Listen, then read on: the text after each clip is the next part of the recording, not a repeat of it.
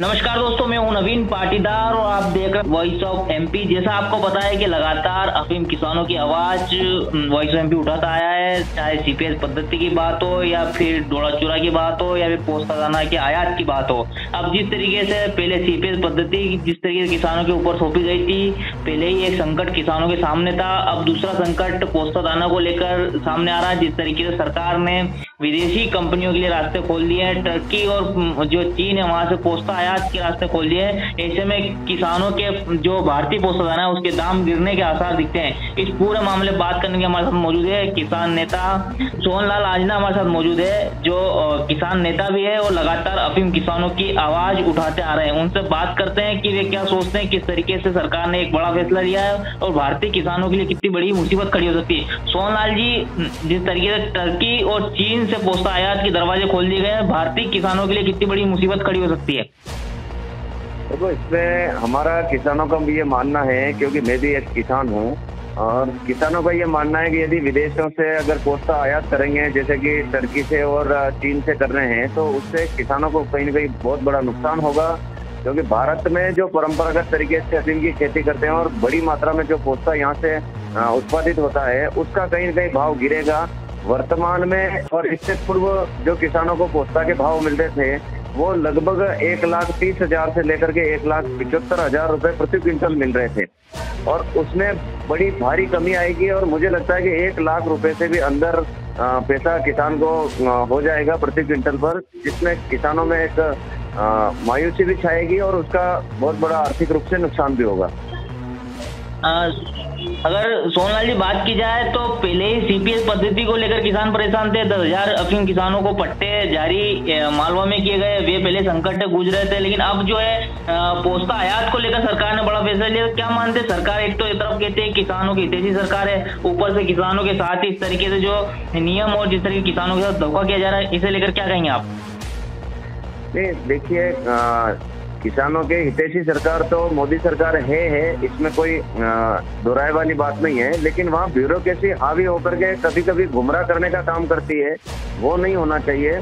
और जिस प्रकार से सीपीएस पद्धति में पहले से हम लोग जानते हैं कि सीपीएस पद्धति में किसान को पोस्ता निकालने की अनुमति कहीं से कहीं तक नहीं थी। पहले जो सैंपल टेस्ट करने के लिए कुछ पट्टे जारी किए गए थे पिछले वर्ष, उसमें किसी भी किसान को पोस्ता नहीं निकालने दिया गया था। लेकिन इस साल जो लगभग 10,000 पट्टे सीपीएस पद्धति में जारी किए और पोस्ता नहीं निकालने की बात सामने आ रही थी, तो हम वित्त मंत्री जी से जाकर के मिले थे और उन्होंने स्पष्ट किया था कि हर हाल में किसान को पोस्ता निकालने देंगे, ताकि किसान का रोजगार उसमें बना रहेगा, रोजगार उसको मिल पाएगा, आर्थिक रूप से उसको पोस्ते से पैसा मिल पाएगा। लेकिन उसके बाद भी हमारी ये मांग लगातार रहेगी कि सीपीएस पद्धति जो जारी की है वो किसान के लिए ठीक नहीं है। लुआई चिराई की पद्धति से ही किसान का बड़ा रोजगार जारी रह पाएगा और मजदूरों का भी रोजगार जारी रह पाएगा, क्योंकि देश में रोजगार की समस्या सबसे बड़ी है। हम आगे भी इसके लिए सरकार से लगातार बात करेंगे और सरकार को ये समझाने की कोशिश करेंगे कि किसान के रोजगार के लिए सीपीएस से लुआई चिराई में वापस सारे पट्टे जारी किए जाएं और जो विदेशों से आयात आपने चालू किया है पोस्ता का, वो बंद किया जाए।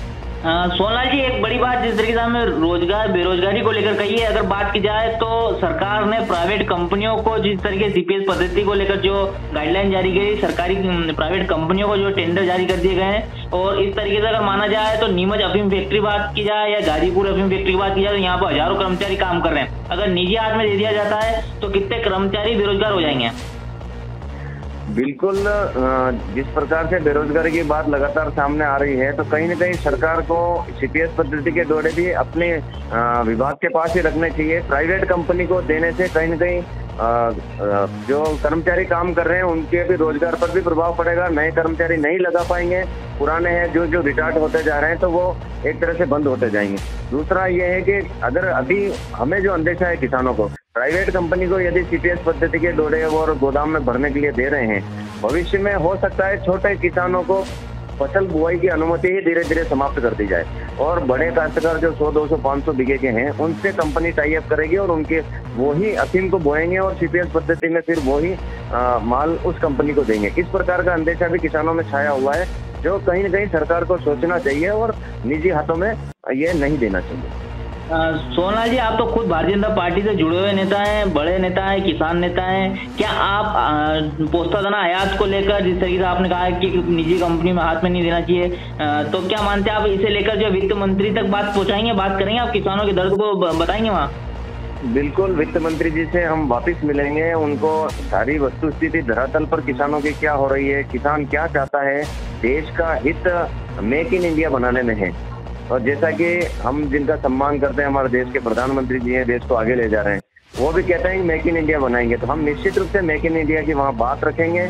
और जो पुराने लाइसेंस किसानों के कटे हुए वो तमाम लाइसेंस एक बार जीरो औसत पर बहाल किए जाएं, नए लाइसेंस भी दिए जाएं। और जिस प्रकार से पिछली मनमोहन सिंह जी की सरकार में विदेशों से जो अनुबंध किया था, जिसके कारण कोडिन फास्फेट विदेशों से कई टन प्रतिवर्ष खरीदना पड़ रहा है, अब उसका समय पूरा हो रहा है। और वो समय पूरा होगा तो आने वाले समय में पुराने लाइसेंस भी बहाल करने की गुंजाइश बनेगी और नए लाइसेंस भी किसानों को देने की गुंजाइश बनेगी।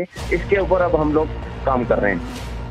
तो ये थे किसान नेता, भारतीय जनता पार्टी के वरिष्ठ नेता सोनाल आंजना, जिन्होंने हमसे बात की है और उन्होंने कहा है कि टर्की और पोस्तादाना की आयात को लेकर जिस तरह की सरकार ने फैसला लिया, कहीं न किसानों के लिए गलत है। भारतीय पोस्तादाना के दाम गिरेंगे। साथ ही उन्होंने सीपीएस पद्धति को लेकर भी कहा है कि ये वित्त मंत्री से चर्चा करेंगे और पूरे इन मामलों को बताएंगे, किसानों का दर्द क्या है और किस तरीके से किसानों को राहत दिया जा सकता है। धन्यवाद सोनाल जी।